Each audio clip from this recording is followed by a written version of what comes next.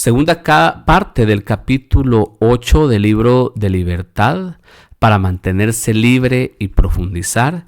Y ahora vamos a meditar en la segunda parte que va de la página 133 a la página 140. Página 133 a la página 140.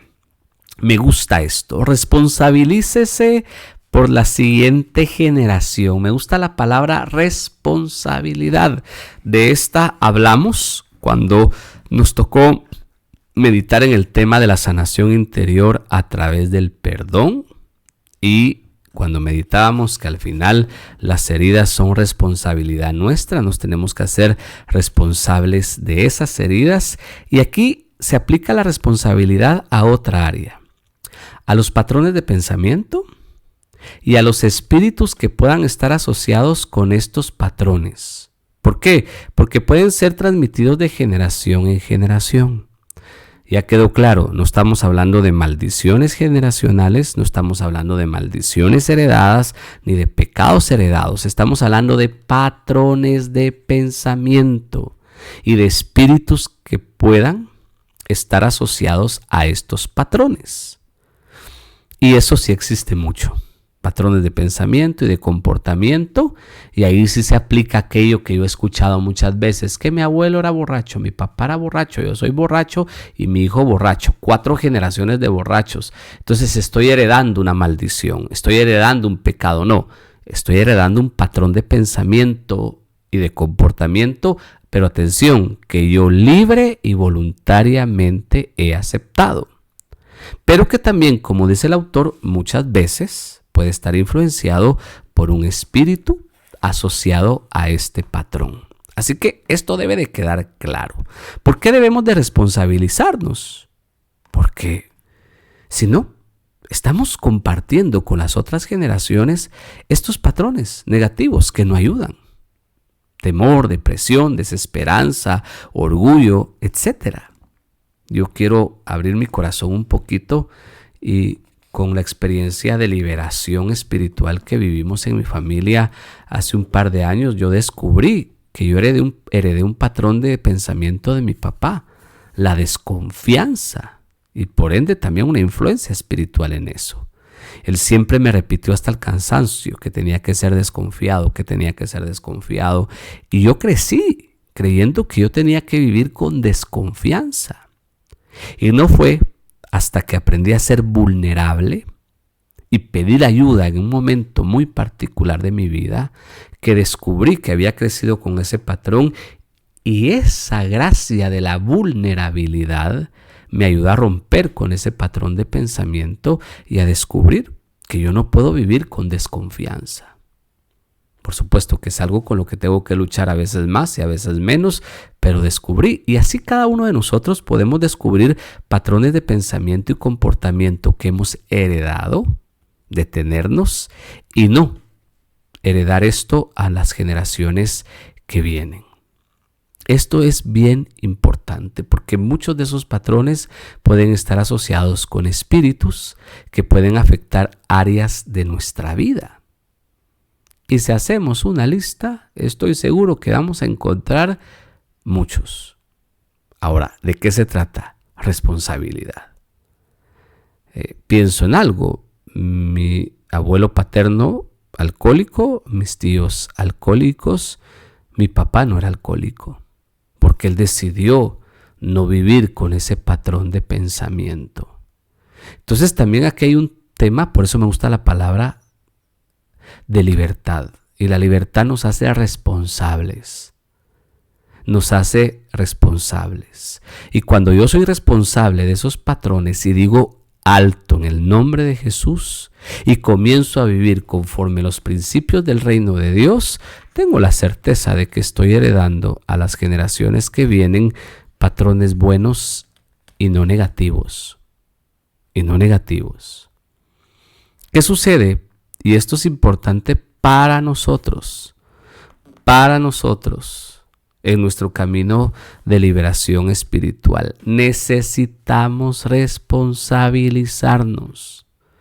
de caminar en libertad. Y esto a mí me parece de suma importancia, porque también en el camino espiritual, si no llevamos estos procesos con sabiduría, podemos caer en otras ataduras y en otras codependencias. Y estar entonces pensando que otro me va a liberar, que otro me va a sanar, que otro me tiene que sacar, que otro me tiene que ayudar, y no hacernos responsables de nuestra vida. El hecho de que yo esté siendo acompañado o que yo esté acompañando a otro no significa de que el otro tenga que hacerse responsable de mi vida, ni que yo me tenga que hacer responsable de la vida de otro.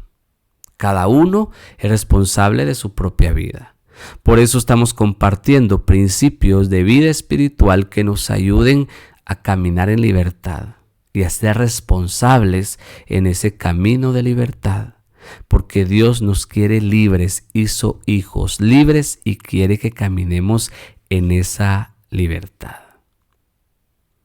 Jesús nos advirtió que si sale un espíritu de una persona, la casa queda limpia, ordenada, pero las puertas y las ventanas abiertas, este espíritu que se anda dando la vuelta por ahí, ve su casita, ve que está más limpia, más ordenada y dice: voy a regresar porque puedo entrar. Pero no voy a regresar solo, sino con 7 espíritus peores. ¿Y qué dice el Señor? Este hombre o mujer son peor que como eran antes. Así que atención, el Señor limpia la casa, ordena la casa. Pero yo tengo la responsabilidad de tener la puerta y las ventanas cerradas para que el mal no regrese. No regrese. He decidido seguir al Señor, entonces cada día tengo que hacer camino de conversión. Y cada día tiene que ser una victoria para el Señor. Cada día, cada día, cada día. ¿Qué nos ayuda? Mantenernos humildes. Y aceptar que necesitamos la ayuda de Dios en todo momento. Dependemos de Dios. Primero de Dios. Y segundo, algo que hemos mencionado anteriormente y que otra vez hacemos mención, necesitamos un amigo espiritual, un compañero espiritual, sacerdote, religioso, religiosa, laico, laica, no importa el estado de vida, pero que sea una persona madura espiritualmente que nos acompañe. Y cuando las personas me dicen: es que yo no tengo directora espiritual, ¿cómo le hago? El autor recuerda algo que es lo más importante. Hay que pedírselo al Señor. Hay que pedírselo al Señor. Yo apenas este año terminé un proceso, y abro otra vez mi corazón aquí, de 2 años de acompañamiento espiritual. Yo necesitaba resolver áreas en mi vida que tenían que ver con lo espiritual y con lo psicológico. Y oré al Señor, y el Señor me puso una directora espiritual que llenaba los 2 requisitos que yo necesitaba: religiosa, especialista en teología y psicóloga. Y ejercía el ministerio de liberación. Así que por 2 años yo caminé de la mano del Espíritu Santo primero y con la compañía de ella para resolver muchas cosas en mi vida, y fue un don del Espíritu. Y cuando terminó el proceso, pues el Señor decidió que teníamos que seguir nuestro camino. Así que hay personas que nos pueden ayudar en épocas particulares, en tiempos particulares, pero lo que necesitamos es pedirle al Señor que nos ponga personas así.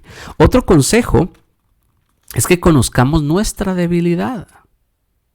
Esto es importante, necesitamos conocer nuestra debilidad. ¿Por qué? Porque constantemente vamos a tener que resistir los viejos patrones de pensamiento.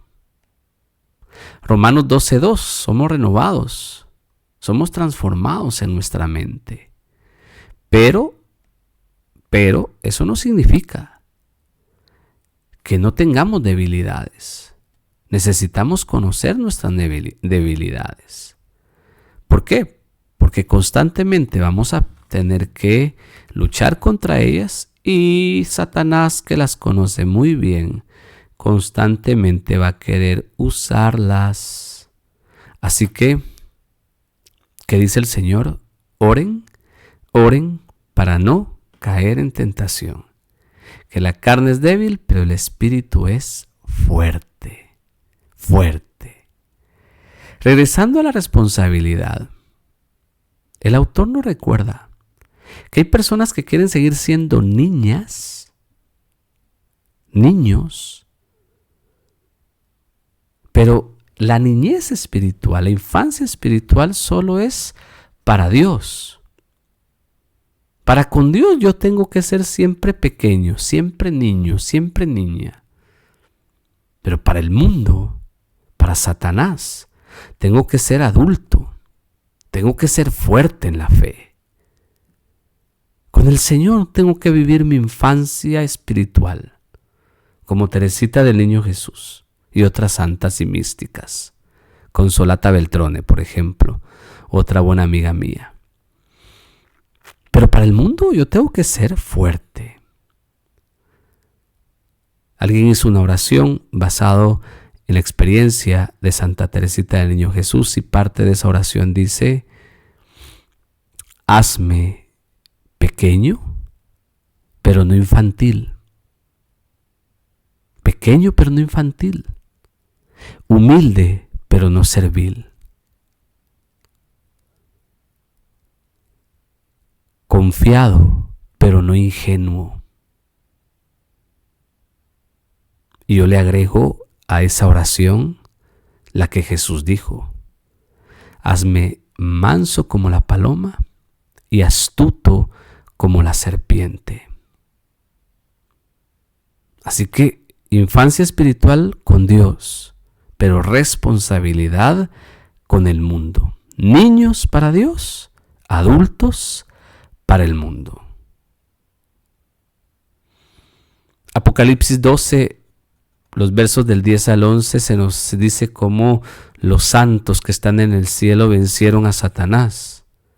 Lo vencieron primero por la sangre del Cordero y luego por el testimonio que dieron. Cuando yo escucho sangre del Cordero en el ámbito católico, no puedo pensar más que en la Eucaristía, que es cuerpo y sangre del Cordero de Dios. Y el testimonio que dieron, que yo sea Eucaristía para los demás. Pan que se parte y se reparte y vino que se comparte. Mi vida tiene que ser una Eucaristía para el otro. No recuerdo si el autor lo va a mencionar más adelante, pero lo aprendí de otro grande del ministerio de sanación y liberación, que decía que a veces el mejor proceso de sanación y liberación es servir a los otros. Hay personas que no se van a sanar ni se van a liberar con procesos como este de oración, de acompañamiento, de retiro, de terapia, pero sí se van a sanar sirviendo y ayudando a otros. Y creo que de esto habla el Apocalipsis. Necesito el alimento del cuerpo y de la sangre de Jesús, pero necesito ser para los otros Eucaristía. Mi vida debe de ser Eucaristía para los demás. Aprovechémonos de todas las bendiciones que Dios nos ha dado. Si en lo natural necesitamos ciertas protecciones para vivir bien, ¿cuánto más en lo espiritual? Y Dios nos ha dado todo lo necesario para vivir protegidos espiritualmente. Me gusta esto, debemos de construir, y por eso me gustó mucho el texto, patrones de vida que protejan nuestra seguridad y las de nuestras familias. En el contexto se pone el libro de Nehemías, que yo lo invitaría a quien me escucha, que si lo puede leer, léalo. Es un libro bonito, fácil y con una gran enseñanza, porque es el libro que enseña cómo fue reconstruida la ciudad santa y el templo de Jerusalén en tiempos de Persia. En tiempos de Persia. Entonces, esto es bien importante porque a veces a nosotros también nos va a tocar que reconstruir no solo nuestras vidas, sino las de nuestras familias. y vamos a tener que protegernos y protegerlos a ellos, y para eso necesitamos construir patrones de vida que nos ayuden.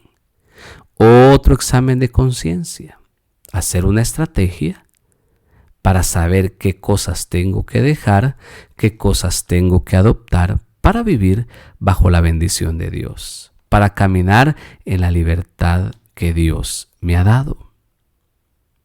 ¿Qué cosas ya no tengo que hacer en mi vida y en mi familia?